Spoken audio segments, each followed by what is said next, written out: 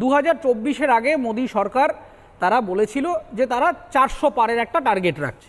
এবার ইলেকশন প্রক্রিয়াটা যদি সম্পূর্ণই জালিয়াতি হয়ে থাকে এবং পুরোই ভুয়ো হয়ে থাকে, তাহলে বিজেপির রেজাল্ট খারাপ হলো কেন?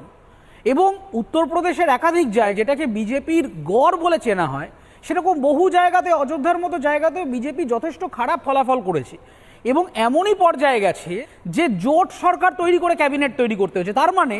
বিরাট অঙ্কের যে জনসংখ্যা, তারা যে বিজেপিকে পছন্দ না করে অন্য কাউকে ভোট দিয়েছেন, সেই কারণেই তো বিজেপির সিটটা কমলো। তার মানে মানুষ যারা বিজেপির বিরোধিতা করেছেন, ভোট দিয়েছেন বলেই তার সিটটা কমেছে। তাহলে 2024-এ লোকসভা হয়ে যাওয়ার, ক্যাবিনেট ফরমেশন হয়ে গেল,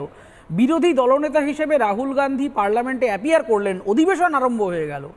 এখন হঠাৎ করে তিনি এই কথাগুলো এসে যে বলছেন এবং এই যে যাত্রা করছেন, আমি আমার কনক্লুডিং রিমার্কে এটাই মনে করেই দিতে চাইব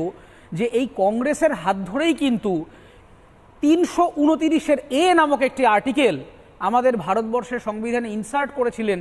ইন্দিরা গান্ধী, যেখানে বলা হয়েছিল যে সুপ্রিম কোর্ট প্রাইম মিনিস্টারের কোনো রকম ইলেকশনে ইন্টারভেন করতে পারবে না।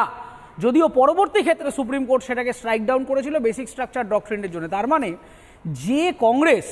একসময় ইমার্জেন্সির মতো ঘটনা ঘটিয়েছিলেন, যে কংগ্রেস একসময় সুপ্রিম কোর্টের ক্ষমতার অপব্যবহার করে, সুপার লেজিসলেটিভ ক্ষমতাকে ব্যবহার করে এই ধরনের আর্টিকেল সংবিধানে ঢুকিয়ে দিয়েছিলেন যে প্রাইম মিনিস্টারের ইলেকশনে ইন্টারভেন করতে পারবে না, আমার খুব খারাপ লাগে, আবার ইন্টারেস্টিংও লাগে যে সেই কংগ্রেসই আজকে ভোট চোর, প্রাইম মিনিস্টার ইত্যাদি বিভিন্ন রকম ক্যাম্পেইন করছে। ফলে আমার কনক্লুডিং রিমার্ক এটাই, রাহুল গান্ধী অ্যাবসলিউটলি যদি মনে করে থাকেন যে ভোট চুরি হয়েছে, তার কাছে তথ্য আছে, আমি আশা করব আগামী 7 দিনের মধ্যে তিনি এফিডেভিটটা দেবেন, আমাদের কাছে স্পষ্ট হবে।